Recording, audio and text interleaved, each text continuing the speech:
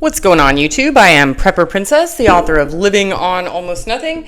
If you are interested in purchasing my book, I will go ahead and leave a link down in the description box below. Does anybody else ever have to put their iPhone in the refrigerator because it overheats and you have to cool it down, otherwise it won't do anything? Like, this will come back on when it's reached the best temperature or something like that. I do all the time, even when I'm just charging it. Okay, so today I want to talk to you about some sensitive subjects. Crime is skyrocketing.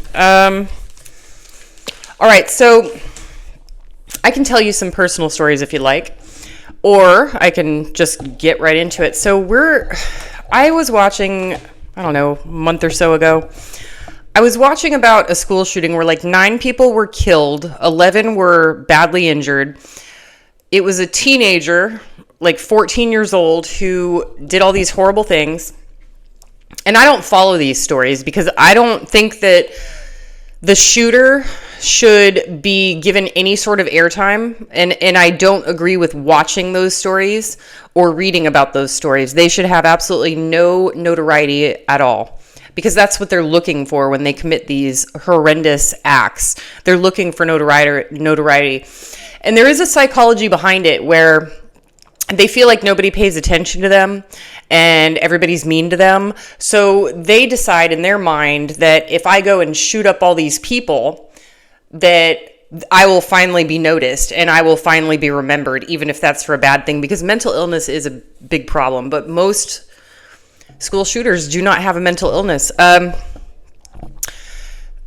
In certain states, it depends on where you live because it depends on who I talk to. But here's a story. My electrician's uncle, I think it was his uncle, had to go into assisted living. Or something like that. He was an old man. Had to go into assisted living. 2 weeks later, my electrician goes to his uncle's house just to check on it, make sure everything's okay, or to pick something up. I don't remember the reason. There was a man with his car backed up to his uncle's house. Everything was stolen. His gold, silver, money, electronics, firearms were all gone. This man walking around in his house was saying, "Oh, don't worry about it. I'm thinking of buying the house, and the real estate agent sent me over," knowing full well that that's not what happened. The guy robbed the place, and he kept going back over and over and over to get more stuff. My electrician beats the bejesus out of him. The guy gets arrested, and he's released the same day. Big problem.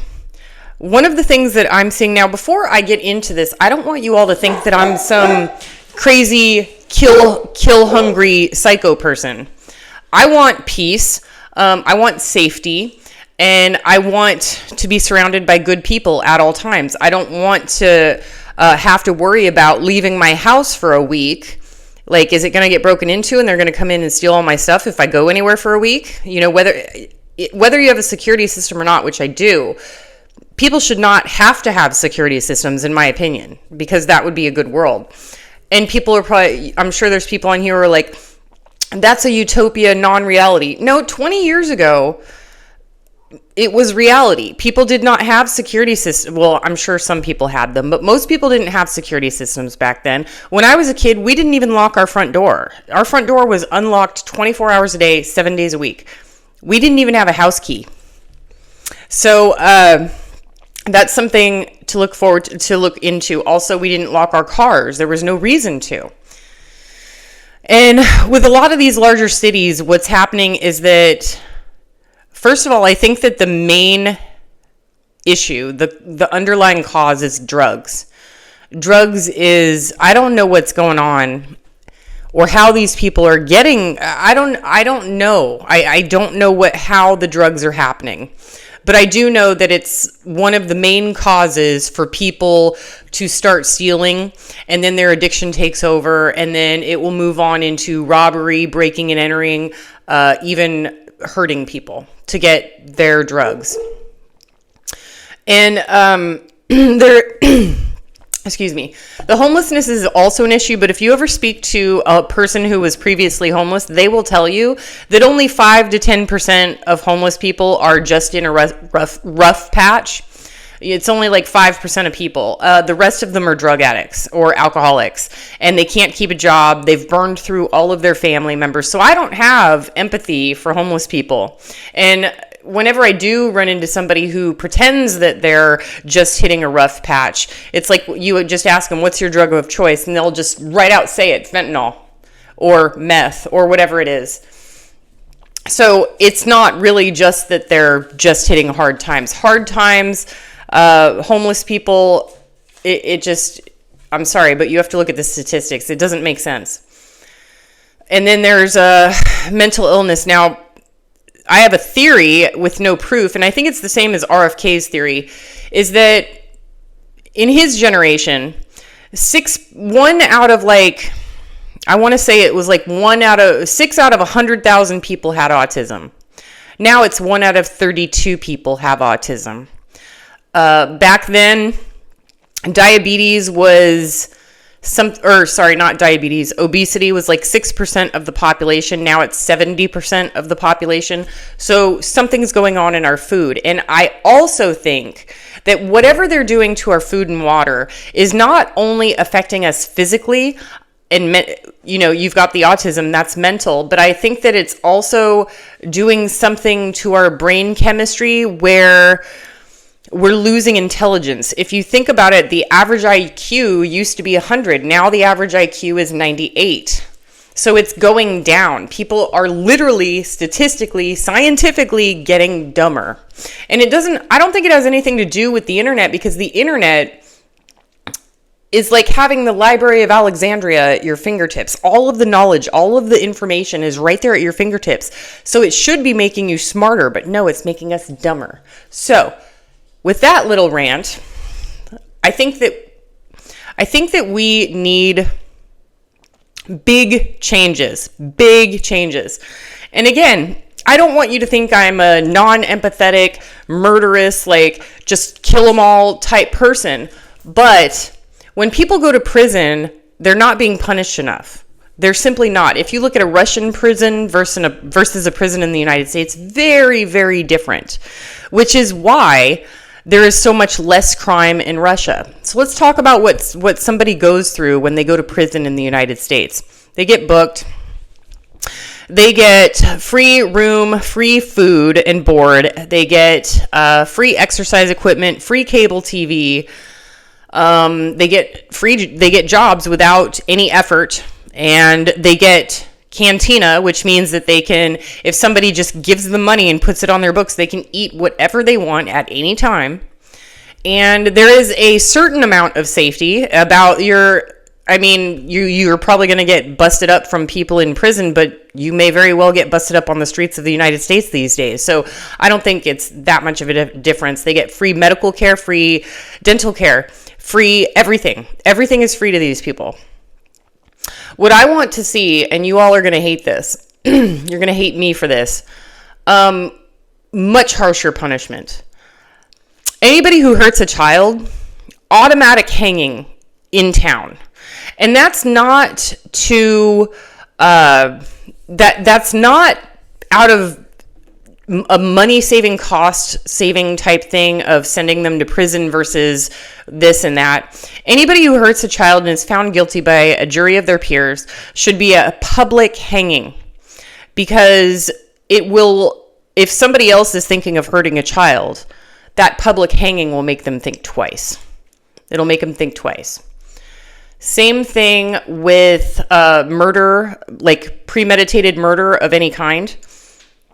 No more appeals for these serial killers. Like literally, how many appeals did Ted Bundy go through? No more appeals process. No more 25, 35 years on death row. You're found guilty by a jury of your peers should be automatic public execution. And I'm not talking about a dainty little shot where you go to sleep and then you don't wake up. It should be in public, not just to humiliate the person the murderer who is being killed, but to scare the people who are watching into, like, these are the consequences. This is what happens when you do this. For stealing and drug trafficking, you should automatically have your hand cut off. Sorry, not sorry. I'm not sorry. And then what that does, not only should you have your hand cut off, you should also be not allowed to take any benefit of any kind. So if you have your hand cut off, that is a really easy thing to see. You can physically see it. So they should not be allowed to have any form of help from anyone, meaning, sure, they can get a job if somebody will hire them, but they should not have access to any sort of health care, disability, food stamps, nothing. No access to anything. And if they are missing their hand, if they walk into a grocery store, grocery stores have the right to refuse service to anyone. And if they can put signs out that says anyone missing a hand is not welcome in this store. I'm sure there's like some random farmhand who's missing a hand he could show his paperwork and be like, look, it happened in a farming accident. I'm not a thief, which is like 1 in a bazillion, right? But when you walk into a store and you're missing a hand, they will automatically know just by seeing you that you're there to steal. So they call the police, you're arrested for trespassing, there goes the other hand. Now, I'm not saying, and like I said, I'm not like a murderous, crazy type person, and believe it or not, other countries already do this, and they have a lot more peace than we do. I believe it's in India, if you're caught stealing, they will take your arm and crush it under a moving car. If you are in China and you got caught drug dealing, it's automatic termination. You're gone. And the problem is that people look at drug dealing or drug addiction as, oh, poor me, it's a disease. No, a drug dealer will kill anywhere between 200 and 500 people from an accidental overdose. So drug dealers are as bad as serial killers in my mind. People who are addicted to drugs, we need to stop them being able to get them. And the only way to stop them from being able to get them is to get rid of all of the drug dealers. And those who are drug dealers and think that they'll get away with it, take your chances. Good luck. I also think that if things are going the way that they are, where you can get away with anything at this point. Like, you can walk into a CVS pharmacy, steal whatever you want, and just walk right out the door, and nobody's going to stop you. Nobody's going to say anything. And one of the reasons that is because it's store policy for an employee not to stop you. I understand that because it's a liability. However, if the police are not willing to do anything, or they can't do anything and their hands are tied and they're just going to book them and release them the same day, the government needs to create protections for the citizens of the United States to apprehend these people, to beat the crap out of them, essentially, as a mob. I'm sorry. Because it's not okay, and I'm sick to death of feeling unsafe. Our neighborhoods are going to crap, and these laws just keep getting passed that are they're demonic. I'm sorry, but you can't reason with me that poor person has a disease with a drug addiction. I'm sorry, but cancer is a disease. Alzheimer's is a disease. Drug addiction is a choice. Sorry. No, I'm not sorry. I'm not sorry. It's a choice.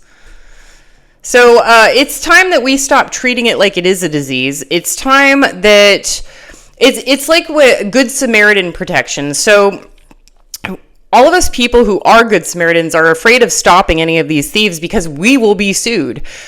It's the same with Good Samaritan protection. So a long time ago, I don't remember how long ago it was, and I'm sure it was more than one case, but a doctor was performing CPR on somebody. He was a doctor, not at work. It was like on an airplane or something, and this guy was dying. So he performed CPR, broke 2 of his ribs in the process, which is normal in CPR, and the guy sued him. He saved his life, by the way, and the victim sued him. So that's when they created the Good Samaritan law. There needs to be a Good Samaritan law for crime stopping because we're sick of this. Government, we are sick to death of it. I'm sick of letting prisoners live a better life than me. Okay, you need to be feeding them soup and water, and that's it. Soup, bread, and water. No more cantina, no more jobs, no more free health care or dental care. It all needs to stop. I'm sorry. These people are living better than I am, and there is no consequence. So once they get out of prison, what's the worst that can happen to me? They're just going to send me back to prison where I've got free this, free that, blah, blah, blah. They don't care. These criminals don't care. They need more severe public punishment. And I also think that we need to bring back insane asylums. And I'm not going to say sorry, not sorry, because I'm not sorry at all. But we need to bring back insane asylums. There is so much mental illness going on. And maybe when the insane asylums started getting closed down, they assumed that all of these people that were in the asylums, their family would take care of them. I'm sorry. I'm not sorry. I'm not going to say I'm sorry. Most families don't have the time, the energy, or the stress availability to care for these extremely mentally ill people. Give them their room, their TV, let people take care of them, make sure that they don't get hurt, they get their meals. These are good people who do have a mental problem. These are not people who intentionally committed crimes. These people should have a nice place to watch TV, have somebody make their meals, relax, maybe have a garden to work in. It's not that hard. And, I think that we can do better than we did back then. I think we can do a lot better. I don't know I'm sure that there's a lot of people, there goes 500 subscribers after making this video, but you know what? I don't care. I hope that the next president of the United States sees this video. And as much as you may disagree with me, our country is spiraling into the pit of hell. We need to fix this. We need to stop letting bad people get away with hurting good people. Do what you can with what you've got. Prepper Princess out.